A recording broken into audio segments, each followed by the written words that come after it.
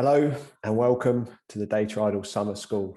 This has been a long time coming and we're really excited to be kicking off this year's Summer School, which is something we've actually never done before. It's a new initiative. I'm David Coughlin. I'm the founder at Data Idols and a co-organiser at the Data Science Festival. My background is as a data engineer. Worked as a data engineer for a good number of years before starting Data Idols, which is one of the leading data recruitment businesses in the UK. I'm probably the only data engineer that thought it was a good idea to start a recruitment business, but it turns out it's really good fun, and we do some great work with a number of great clients. So in terms of the summer school, it's an idea we've been dwelling over for a little while actually, and what we've aimed to do is create a data resource that could be used for free by anyone anywhere in the world that's part of the data community. In terms of what it covers, we've got 37 speakers and our aim is to really provide a great grounding across all areas of data, some of the key mathematical concepts that are required in data science, and then build from there, going into machine learning, covering a number of different models, talking about data engineering, visualization, and generally anything that you need to have that good grounding, as I say, in data. In terms of how we've made it possible, we've depended on the support of a good number of companies, as you can see here. It's because of these forward-thinking companies that we've managed to pull together all of this great content, which, as I say, is free for everyone to attend. We were talking about it beforehand, and I think it's somewhere in the region of about 400 hours of work to get to this point. Which, as you can imagine, has been quite a tough undertaking, but we're really pleased with the outcome. In terms of accessing the summer school, we're going to be running it live. If you are doing it live, then you can get into the Slack community. The aim there is to be able to communicate with other people that are doing the course at the same time. It will also be available on demand from September onwards. So again, people will be able to do it in their own time, wherever they are at home. In terms of this first session, it's with Katie Carr Ferguson. She's joining us from Immersive Labs. So thank you, Katie, for giving up your time to give today's talk, where Katie's going to be covering Python 101, Introduction to Python, and why it's used for data science. Hope you enjoy.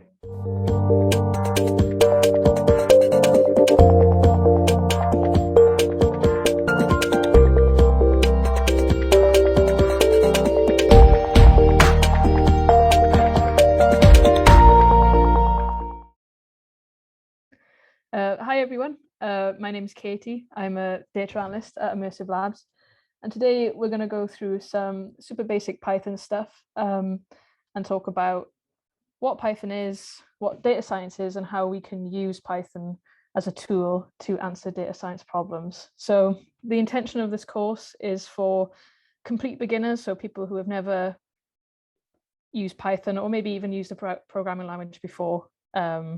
It's sort of running through the basics.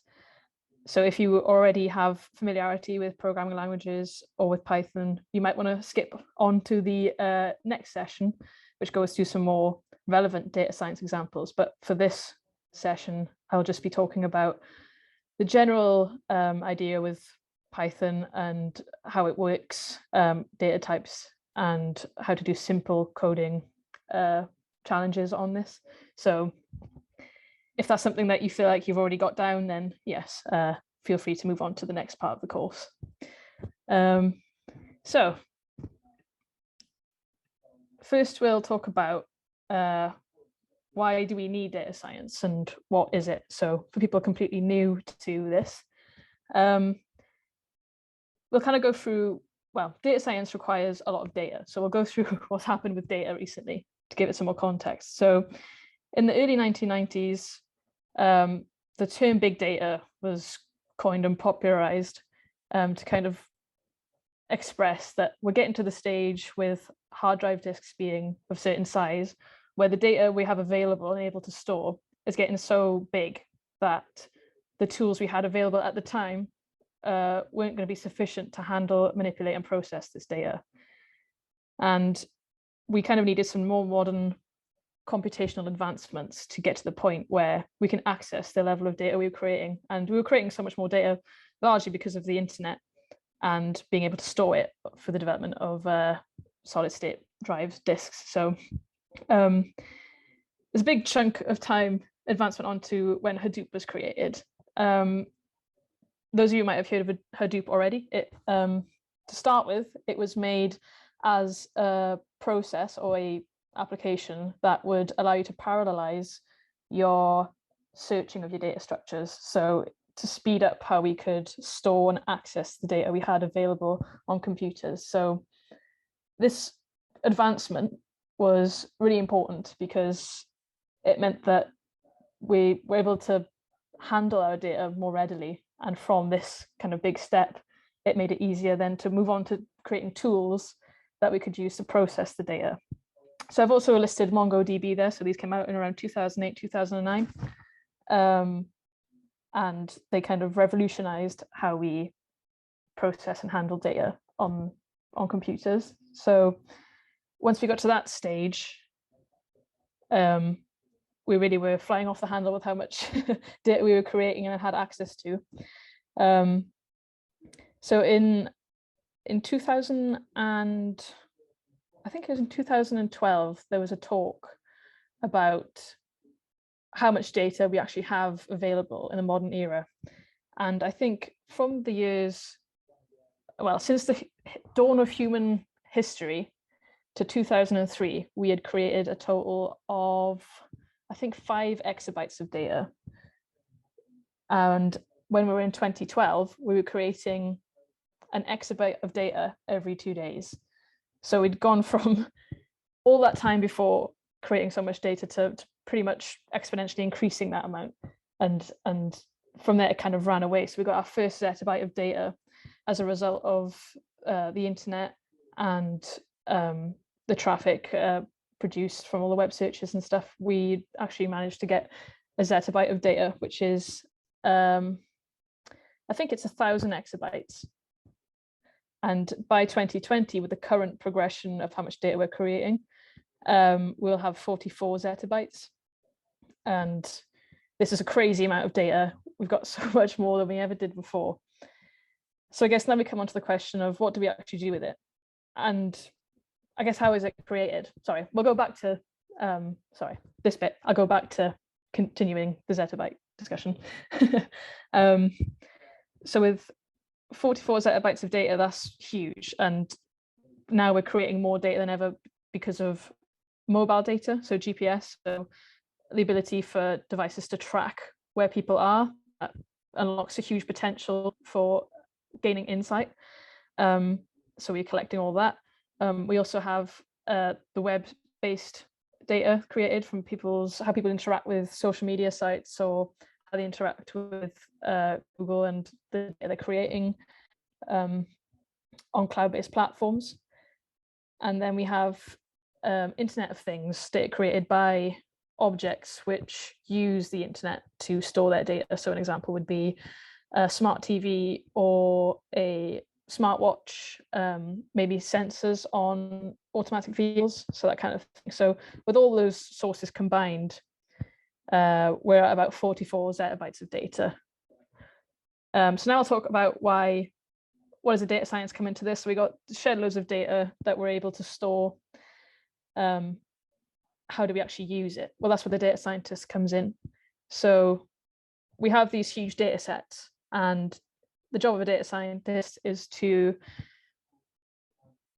assess these data sets and extract information from them that would require some statistical analysis or statistical methods of analysis.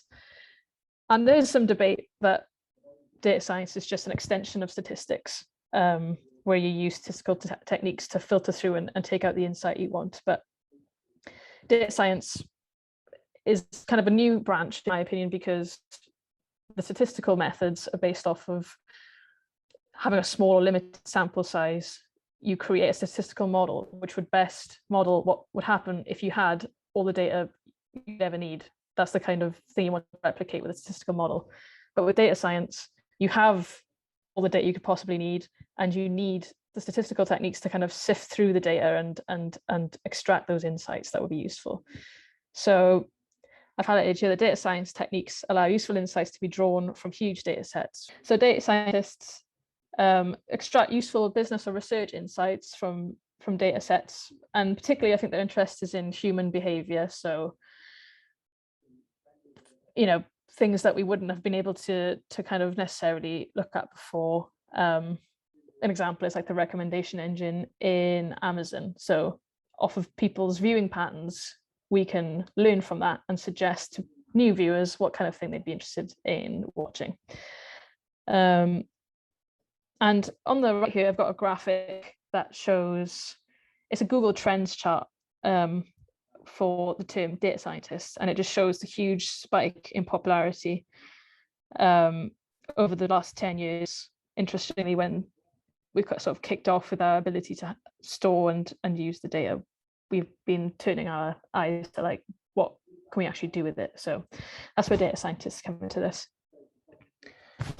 So now Python is a tool that data scientists can use, but it's not the only tool. There are several options out there, and depending on the year, their popularity could skyrocket, or for whatever reason, whatever features they've added. But Python is a very popular example. And I thought I'd go through some of the pros and cons and compare another extremely popular language for data science, which is R. So why do people use Python? So I'll go through the pros first. So the reason they might use it is because it's quite a general language. So though Python is good for data science, it's not the only use you can apply it to. So you can do some game development or web development. And if you want to, you can combine those to develop your data platforms on the web to kind of create more interactive tools. So that kind of thing is possible with Python, which obviously means that when you learn it, you can dip your toes into a few fields of technology. You doesn't have to just stick with data science. And the popularity that it has acquired has really helped it get more popular, because when you've got a large user base, there's a lot of support out there for people who want to use Python. So an example, a really common example, is Stack Overflow. So the number of Python related queries on Stack Overflow is huge. You can probably look up anything you would need, and someone's already tried it before, and there'll be an example of why it works, why it doesn't work. And that's a great way to learn how Python works. And that resource means that you can get to the root of your problem more quickly than if that documentation wasn't there. And because it's so popular, it's kind of a buzzword in applications. So if everyone knows about Python, then they know what it means to have it on your CV. So in that way, yeah, it's good to learn. It's a fast developing language. So compared to other languages, say C, there's not been any major changes in the language or how the language works in quite a while, but with Python, new functionality is being added all the time. It's changing quite a lot. So an example is the walrus operator, which got added in Python 3.8, and an operator is something which it's like a logical function on your data. So it's saying that one number equals another number, or is equivalent to another number. The character you would use to test that would be an operator. But we're adding new basic operators to Python even at this point, which is quite a rare thing to be doing. It's easy to pick up. So Python is what's known as a high-level language. So that means that when you're creating a code, or when you're creating a script in a particular language, what you enter into the computer is compiled and converted to machine code. And machine code is very difficult. Well, we wouldn't be able to understand it. And a high-level programming language has a larger level of differentiation from the machine code. So it's more geared towards the logical processes you would think as a human than what a machine thinks. So in that sense, it's easier to pick up. than lower level languages where you have to think more like how the computer would work in order to use it. And there are great data analysis and data science packages. So if you've looked into this beforehand, common examples are pandas, matplotlib, which is a plotting package, which I'll go into the cons why there's a drawback to that, but there's NumPy, which handles, well, I've used it to handle arrays, but it's quite a powerful package to handle structures and structures of data and to manipulate them. Cool. And the cons of Python are that the visualization side of things can be very awkward. So even though we have matplotlib, which has a lot of options and for customization, and you can do a lot of different things on it, the way you get to a graph that you like and that looks good is quite long-winded. It takes quite a lot of code to do that, and it's just overall can be quite a frustrating process. And the benefit of R is that it was built for statistical analysis. So Python doesn't always have in its package depot alternatives for the R packages. So for some things, R just does it better because it's got that functionality, while Python hasn't got that yet. But I think as time goes on and more people develop, as it's an open source language, it will catch up. But they do have great data science packages. So for most uses, Python's great. So we go on to R. So the pros of R is that it's built for statistical analysis, and it has a common package repository with loads of useful packages. So you've got a lot of options there for you, ready to go when you want to tackle a problem. And it's got great visualization software. So ggplot is their most popular, and it is much more easy to use than the matplotlib in Python. So you might be able to get really nice looking graphs a lot easier out of it. And the cons of R is that it's quite a slow language, but then again, compared to other languages, so is Python.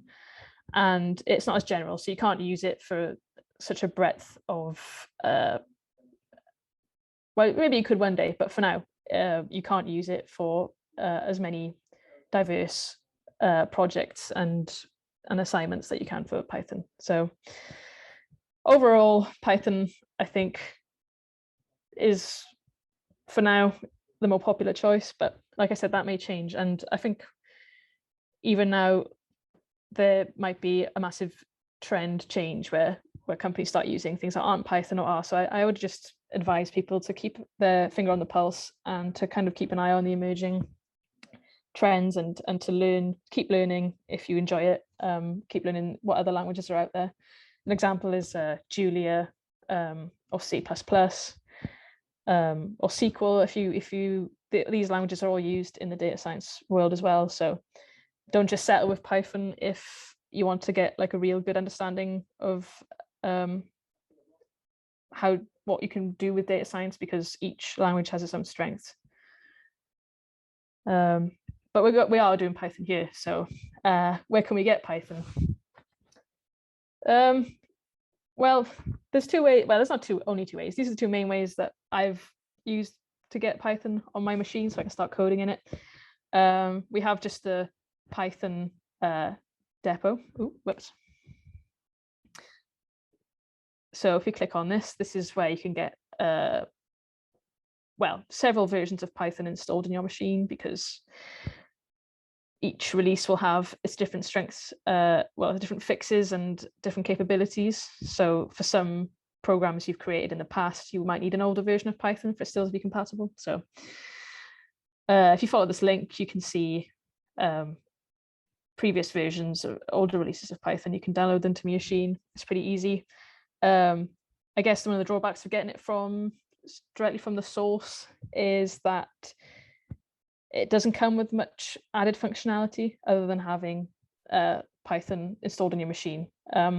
This version will, if you download Python here and go through the steps to install it in your machine, you'll get a few editors. So one of them is a very basic bare bones editor called idle, which I have open on the right here. This is an idle shell. So if I press Command search and type in idle, we can see it there. So if you open that, you open a idle shell, and you can do some very basic Python programming. I think this is a great option when you get started and you're testing things out, just to start writing code and then seeing how it works. So if I, for example, if I type in 2 times 2 here and I press enter, I get 4 as a result. So that has been executed using Python. It's very simple and basic looking, so it's not much to worry about in terms of debugging or views for your variables or anything like that. It's all very much just simple. What am I writing and what's the output? So I'd recommend using the idle if you're just starting out, because if you use it, then you can kind of get a feel for how simple operations or functions work. And once you've got the basics down, then you can start moving on to creating, I guess, longer and more involved pieces of code. So that's one place you get Python. You can also, there are also ways of getting it through a distributor. So a very common one, which is how I started using Python, was Anaconda. So if you just click through this,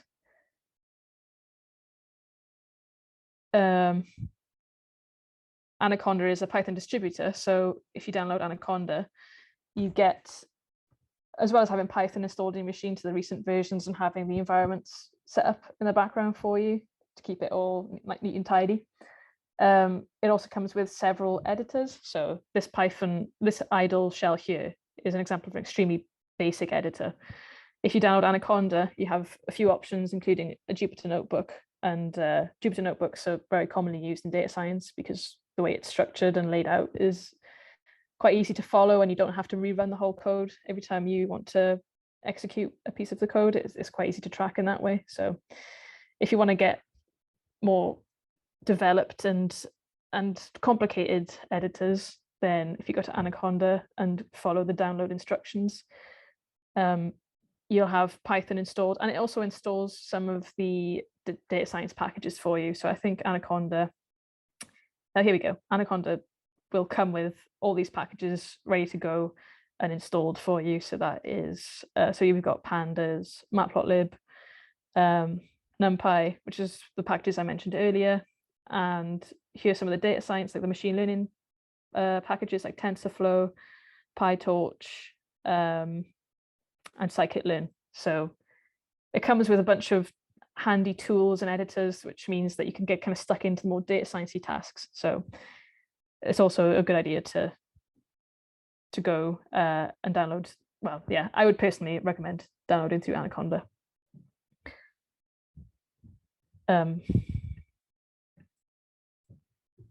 So yeah, once you've got that, I'll show you what it looks like. Whoops. Yeah, so here's the Anaconda navigator. So when you've downloaded Anaconda and installed it in the right place, I just followed the default settings for installation, but you can edit those if you want. But you have a bunch of editors available, and you also have R available through Anaconda, which is, so if you wanted to just try out both when you get started, that's an option. So say if you wanted to open a Jupyter notebook, which is what we'll be doing some code in later on, you just press launch, and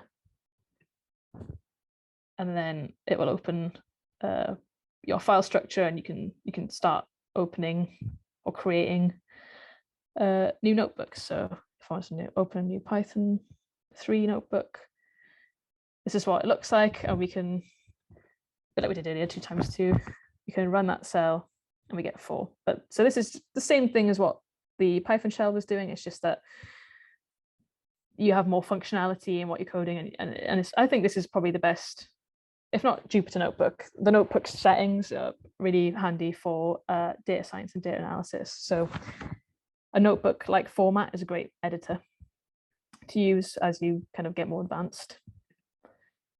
So we're going to writing code.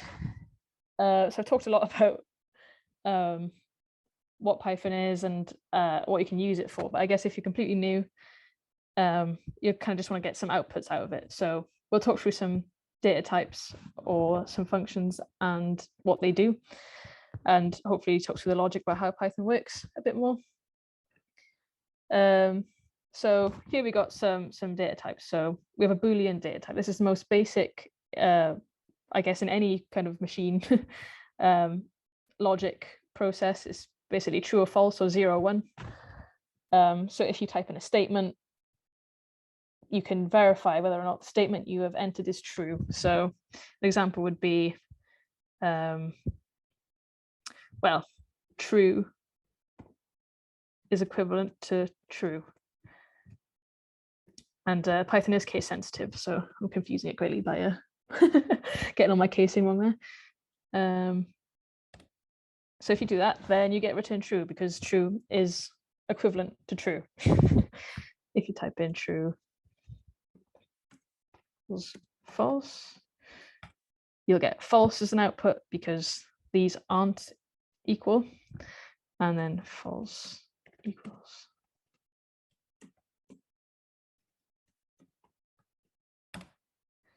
And false is equivalent to false is true. So that's one way you can test a true or false statement in Python. Another one would be typing in things like 2 is greater than 4.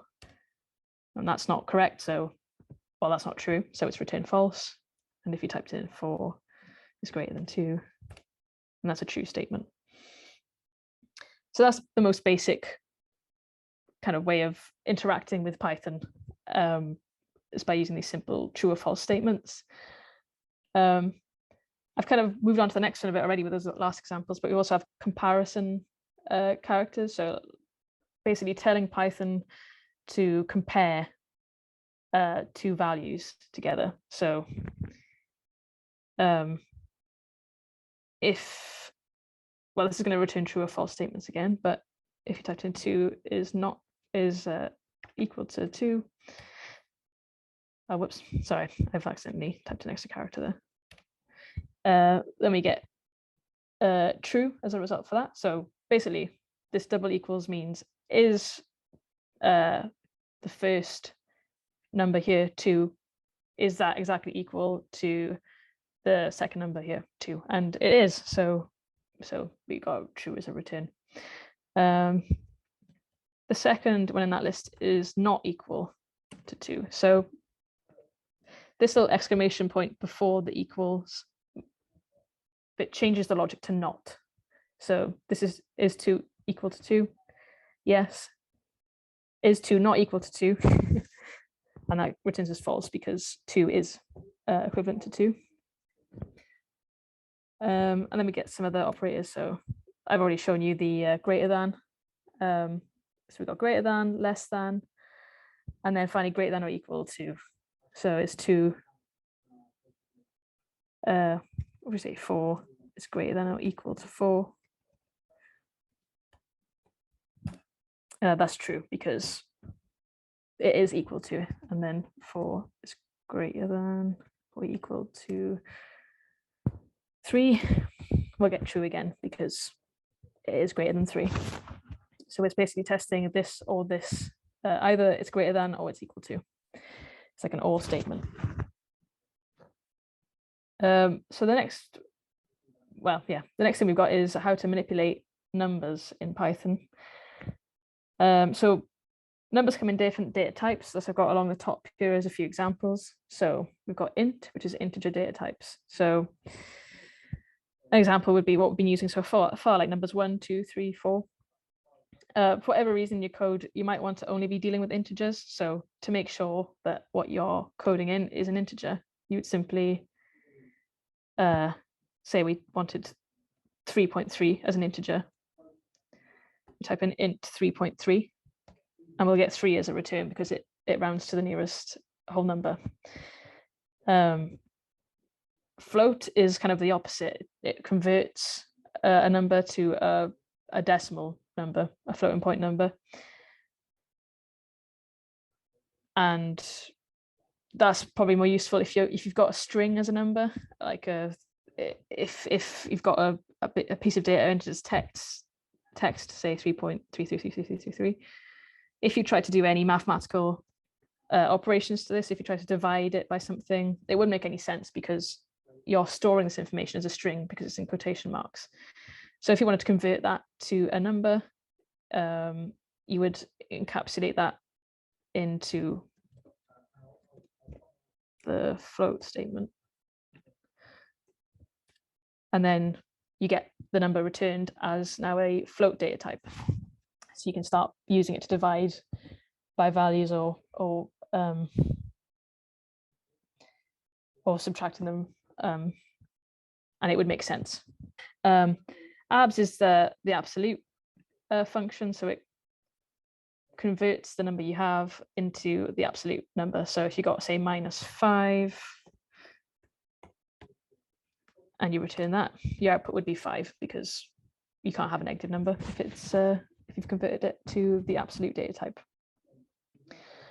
Below this, we've got some operations you can do on your numbers. So example is 3 times 2, we get 6. 3 plus 2, we get 5. 3 minus 2, 1. And then the last one here, if it's double asterisk, it means to the power of. So 3 to the power of 2, which is 3 squared, which is 9. You can do that using the power syntax as well. So you can, if you put power, so 3 is the base. If you see here, this little expansion, it explains what each argument you have to define in this power function is. So 3 is the base, our exponential is 2, and then we get 9, the same answer.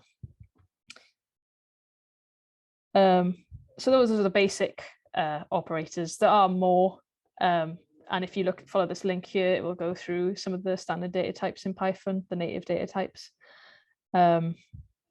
And it goes through all the examples I've included here and more, if you want to get to know all of the operations you can do to help with your coding and make it more succinct. And just to be aware of what you kind of have out there and how you can compare your data. And now we move on to the string data type. So strings are Unicode characters. And the way that they are entered in Python, so Python knows that you're entering a string value, is you can close them in double quotation marks or single quotation marks. And if you had a big chunk of text and you use three single quotation marks, anything you enter, I'm just typing something completely random, anything you enter in this would be entered as a string, and you could have several lines, and it's probably a good way to keep large chunks of text readable. But if you only enclose it in double stroke quotations or single strokes, then when you enter a new line, the code might not read it as still part of the same string, and you'll get an error. It will start reading it as a new line of code. But for now, we'll just look at string values. So I'll create a variable I'll assign a string to. I guess now is a good time to talk about how Python handles variables. So because Python is an object-oriented program, the logic that Python is built from, or the way it operates, is geared towards objects. So we won't go into classes now, but a class is an example of this. So you kind of construct a variable, and the logic around that, and changing those variables and assigning those variables, that is how Python's logic works. So you can think about creating an object in Python and manipulating it.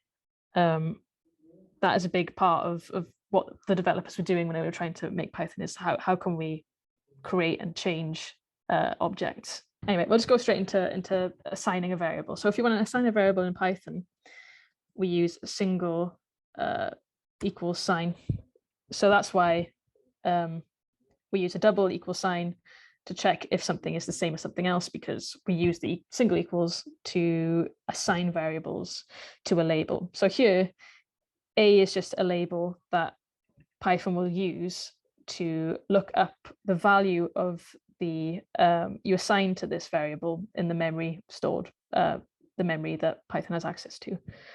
So if we type in A equals, say, cat, and then I want to access the value of A. If I type in A, I should get cat returned there. And strings are, you can't do all of the same numeric operators on them, but you can do a bunch of them because of the way Python handles strings. If I typed in A times 3, I'd get cat, cat, cat, because it's returning the value of A 3 times as one string. So in this regard, you can kind of add to your string statement. So you can multiply it or you can add it together. So A plus A is cat, cat. But if I were to take away A from A, we get an error because that doesn't really make sense in the context of using strings. For example, if you want to take the word dog away from cat, that wouldn't make any sense logically. So you can't take away from a string statement using the mathematical operators. So I've gone through these two examples of, say, S plus T or S times Y, like whatever letter you've assigned to your variable, it doesn't really matter. You can assign your variable name whatever you want. So say if I wanted to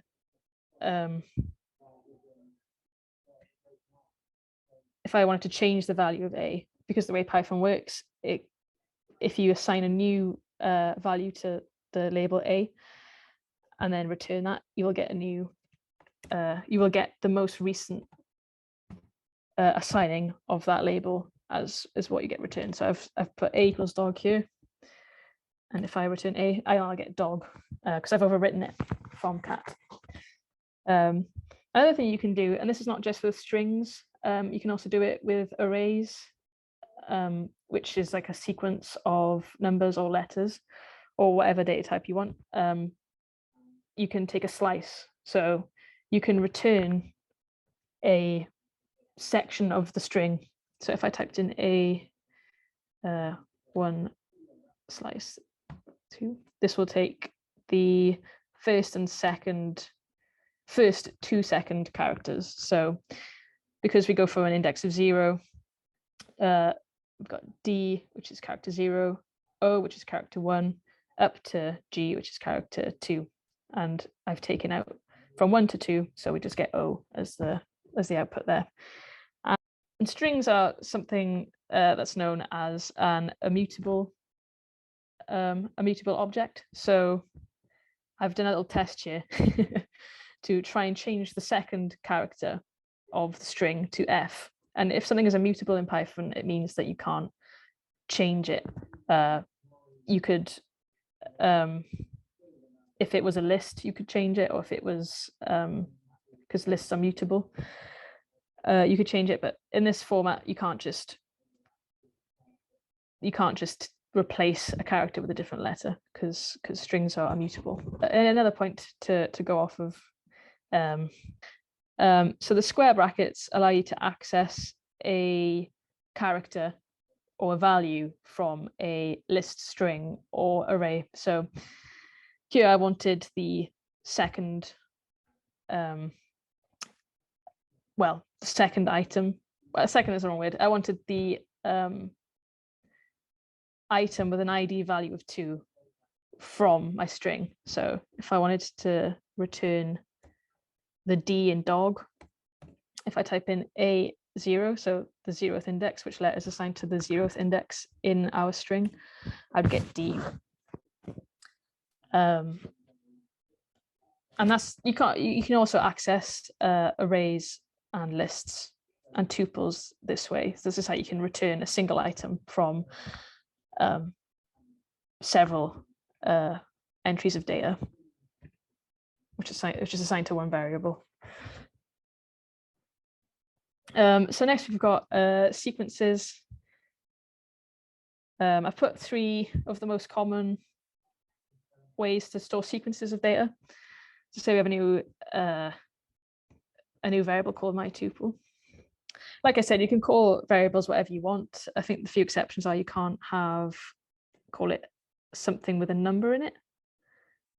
So if I called a variable 1, 2, 3, and I said it was equal to cat, I should get an error because you can't have numbers in your variable names, but you can use letters and underscores.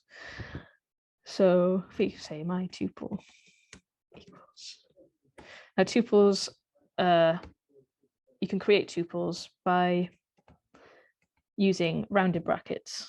So if you have a sequence of numbers or characters and it's stored in a structure using rounded brackets, you'll create a tuple. And tuples are immutable. So a bit like the strings, if you wanted to change a character, so we'll say the second one and change it to 8, we'd get an error because you can't just overwrite the information in a tuple like that. But if you use a list, you can. So create my list. Lists are denoted differently because we use square brackets. So that's how you know you're dealing with when you create a tuple or a list. If you use square brackets, then you've created a list which is mutable. So do 1, 2, 3, 4, 5. Return that. And if I wanted to say for the second character, convert that to 8 and return my list, then the second index, so 0, 1, 2, that is now 8, because you can just change and split up and alter the lists once they're created, which you can't do with tuples or strings. Except like I guess with strings you like adding them together or multiplying them. Sorry, just checking this. I didn't think about this. Yeah. You can do additive math functions on them. So you can add 2 tuples together or multiply tuples together, and you would just repeat that sequence.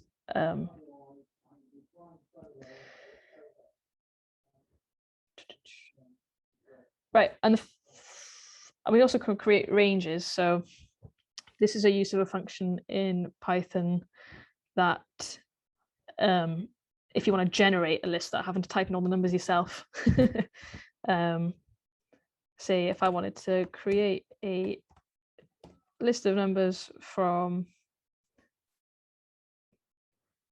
a list is maybe the wrong word, but if I want to create a sequence of numbers from 1 to 10, I would do 1 to 11, just to include 10 in this, because it goes up to not including 11 in steps of 1. So if you look at the little yellow box that's appeared here, they'll create a range object once we've done this, and we have to define these variables. So start, so we'll start at 1, stop, we'll stop at 11. It won't reach 11 because it is up to, less than 11, and we're doing it in steps of 1. And finally, of the data structures we're talking about, I've got a dictionary. So dictionaries are used to assign a value to a key. So the way you create dictionaries is you use curly brackets. Sorry, excuse me. You use curly brackets. So say we wanted to create a dictionary data set that had for like a fruit shop. So say we have bananas in a fruit shop. And we have 10 of those. And pears. We have 5, and apples. Whoops. So yeah, you have to store the, I'm storing the keys as strings and the values as numbers. Apples is 4.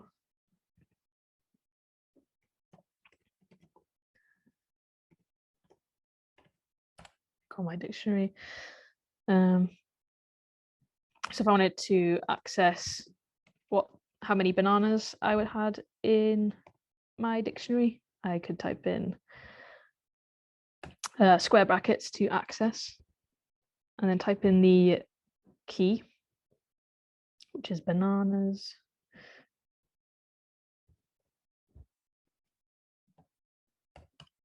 Then we get 10 returned. So it's basically a way of accessing data using keys rather than using the index number itself. And it can be a very useful way of structuring data.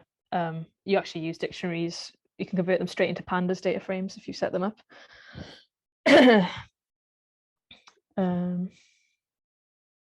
Right, so we're moving on now. So we've gone through some basic testing of operations and different data types in Python. So we did that in the Python shell because of what I said before, that it's just quite a simple interface, and you can do simple things in it and kind of see what happens if you try different things and get a feel for how the logic in Python works. But now we're going to create a program. So for that, we'll go to our Jupyter notebook.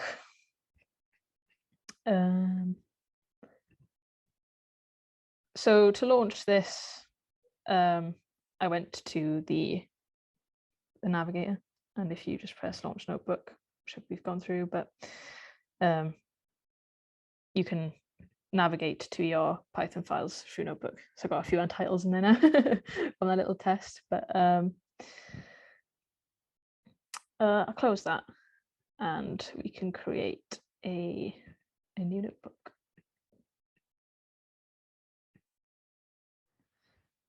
So our challenge, the challenge we've set up, I've set up us to do, is to create a program that calculates n factorial. So that's like 5 times 4 times 3 times 2 times 1 if your value of n and n factorial was 5. So now we're going to use Jupyter Notebook to create a program that will do that for us. So I kind of laid out the kind of thing when you program in Python, the kind of procedure to get as far as possible as you can with your coding. So it's good to like go through a list of these steps so you can kind of start with the right foot forward rather than just diving straight in. So first we want to define our problem. So make sure we understand what the limitations are, what we're trying to achieve, think about how you want to implement it. And once we've got an idea of like the kind of how we're going to solve it, then write down the steps that you need to take to solve this problem. So I've created one earlier to do this for us. So to create comments in Python, you use the hash key. So any line of code here with a hash key before it is a comment. So basically when you run your Python code, it knows that it will skip over, it won't try to execute these lines basically. It's just there for the user to be able to understand what's going on.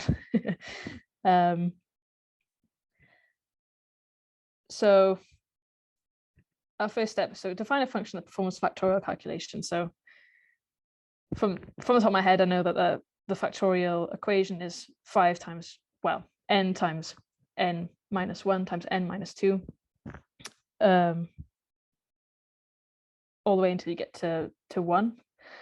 So how would we write that programmatically is what we want to think about. We're going to go through an example of creating a program that calculates n factorial. So that's n times n minus 1 times n minus 2, all the way down to 1. And I've written down in this example like the steps that you'd want to consider when creating a solution for a problem that you're trying to solve. So first of all, make sure you understand what your problem is, that it's in your mind, it's clear what you're actually doing, that you can logically follow it in your head. Even if you don't know what it would be programmatically, at least you know the kind of things you'd have to solve before you start coding. A good way to do that is to write down the logical steps in comments. So in Python, you can use the hash key to write comments. So comments in Python code are basically lines that aren't executed by the Python program when you press run. So this little hash denotes that it's okay for the Python code to just skip over it and not try to execute what's in the line that you've hashed out. So we'll want to maybe make a list of the logical steps we need to do. And then once you feel like you've written a program that will work, you can test it. So an example for us would be like to give the program a value of n and then see if it gives the result that we expect.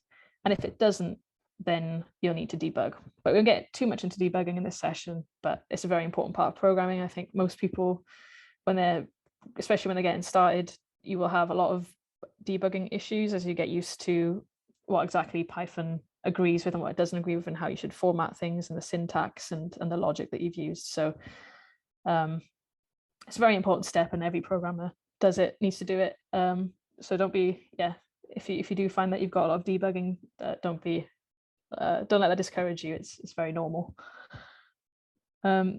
So we're creating a program that calculates n factorial. So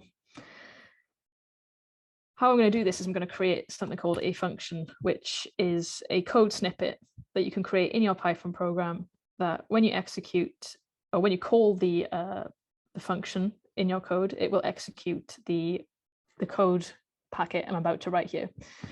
So say we want to define a function called my factorial.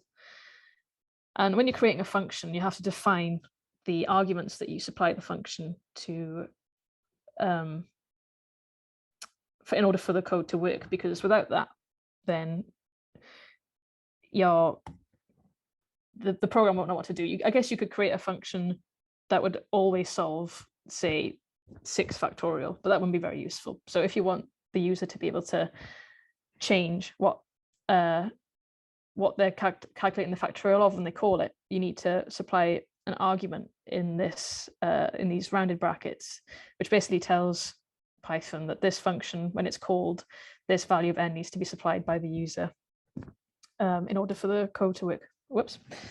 I pressed shift enter there rather than just enter, so it's tried to run it when I've not finished writing it, so it's got a bit confused. But so what we're doing is we're writing a program that will calculate n times n minus 1 times n minus 2, and so on until you get to n equals 1. So we need to figure out a way of programmatically writing that in. So to do that, we will need to create a loop that iterates the calculation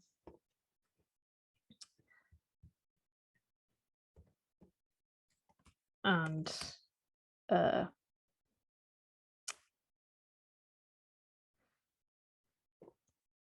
accumulates the score. Oh, the result, sorry. Then we want to check our exceptions. So to find how to handle exceptions.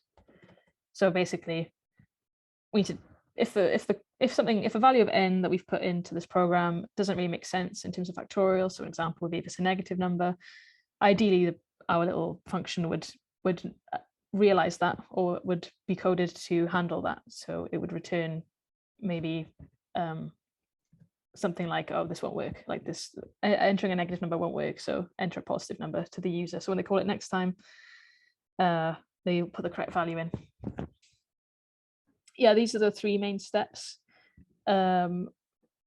for our code. So now we just start thinking about how to implement them. So there are two main types of loops in Python. We're going to use a while loop. So basically the logic of a while loop is it will iterate the piece of code indented underneath the while loop until a condition is met. So for us, we'll say while our iterator indicator, so while this number is, no, I'll go back and define the variables first, actually. So we'll create a while loop to solve this problem. And the way a while loop works is that you define a condition that needs to be met, and the while loop will execute the piece of code beneath the while loop, which is indented. It will keep executing it until the condition is met. So for this problem, we're going to initialize our variables. So I equals 1 and equals 1. So in this instance, we're using I as the variable that we're using to kind of keep track of the while loop. It'll basically be the value, well, the variable will be changing as we go for our while loop, and once it reaches a certain value, the while loop will stop. So I'll put that into context here. Oh, whoops. So while I is less than n plus 1.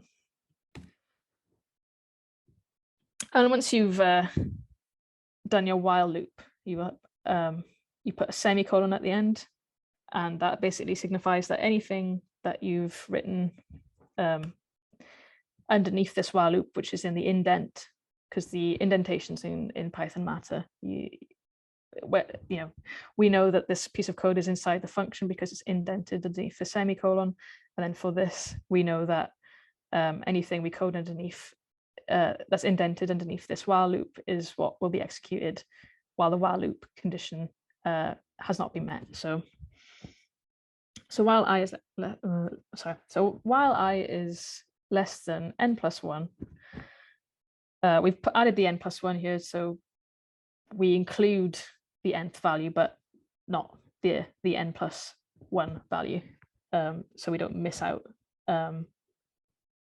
the n value, because if we put n here, then we'd say if we were looking for the factorial of 10, it'd only go up to 9, which isn't the result we're looking for. So while I is less than n plus 1, total is equal to total times I. So this line of code will do, it kind of reassigns this variable every time this loop goes, and it takes the previous value of the iteration and multiplies it by what the current value of I is. So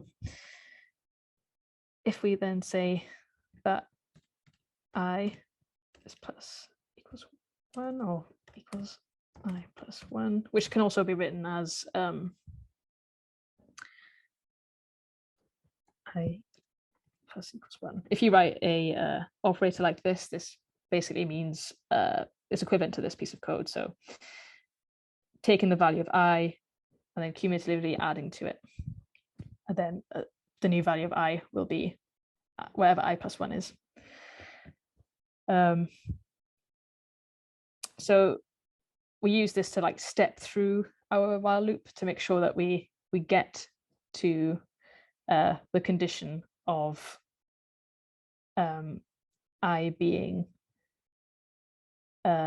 equivalent to n, and then at that point it would stop. So if we didn't have this piece of code in this loop, will go on forever, which is why while loops aren't always great to use, because they just keep going until you've basically told them to stop. And if you haven't coded in that parameter correctly, then you might have to forcibly stop your code in order to stop this running, because it could go on forever.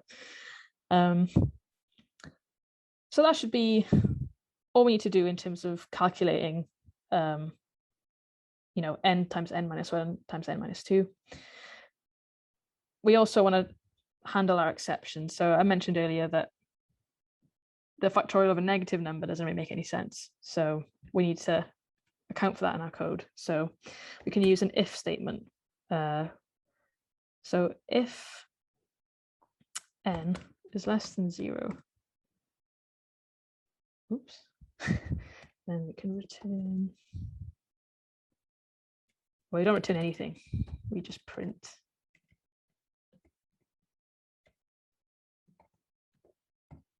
that cannot compute factorial. Sorry, factorial of a negative.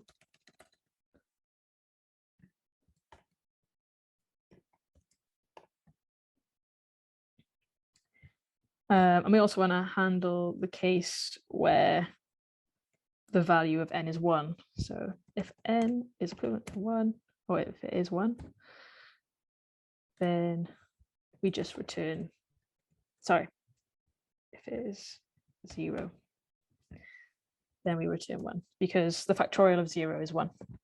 We don't need to go through this loop to do that. But if you have two if statements connected like this, then we put the L behind it. So that means if this condition, if n is less than 0, execute this piece of code. Else if, so that's elif, else if this n is equal to 0, then return this piece of code if that condition is true. And then finally, in all other cases, so else, sorry, I keep pressing the shift enter. So if we use the else statement, that means in all other cases, execute this piece of code here. And this should be indented. Otherwise, Python will not like that. It won't understand that this piece of code is meant to fit under this while loop. So it should be indented.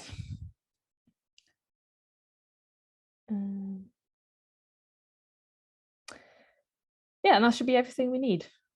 So we've written a code that handles the exceptions and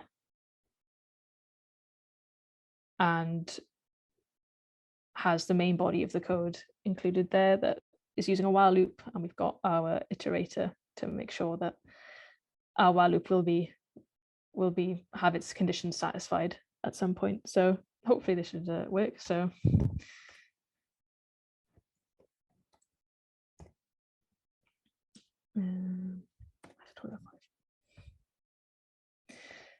so if we run this, cool, we didn't get any errors, so at least syntax wise nothing's gone wrong. Oh yeah, I need to write a return. There we go. It's not going to give us an answer, so we want this to be outside of the while loop but in the else conditions. So return total.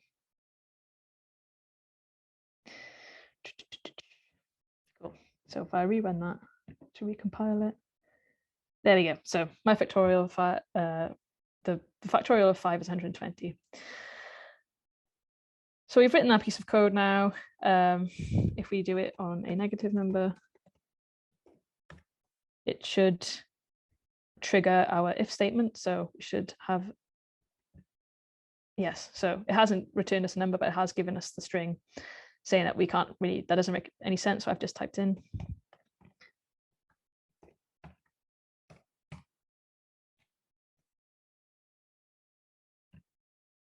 And yeah, sure enough, the factorial of 0 is 1. So that's all good. I guess the final point I want to hammer home here is that was quite a lot of code to do quite a simple thing. And when you're creating a program to solve a problem, this might just be one part of it. You know, you don't really want to, this might just be a very small part of the overall goal you're trying to achieve with your code. So this is where packages come in useful. And I guess hopefully you'll lead on from the next part of the course. You'll be going through some data analysis packages like Python, pandas and matplotlib potentially. But I guess I'll show you an example of how to use these ready-made packages. So to import a package with all its capabilities in, you need to run an import statement in your code. So here I'm importing the math module as empty, and I've called it empty. It just basically means that when you call a function from this package, you don't have to type out math every time. You can type in empty. So if I do that, and if I print using the math module, it has a factorial function. And if I put in 5 there and execute this, and we get 120. So that's just completely done what I had to write all these lines for by using the packages. I've imported the math package, which has the factorial function coded into it. I've called that function with a value of 5, and it's returned 120. So I've reduced that piece of code to 2 lines from, I don't know, about 15 lines there. And that is like one of the great things about using Python is that a lot of great packages have already been made and the hard work's been done for you. So if you're aware of the packages and understand how the functions in the packages work, you can get right down to the nitty gritty by using the Python packages and getting stuck in straight away.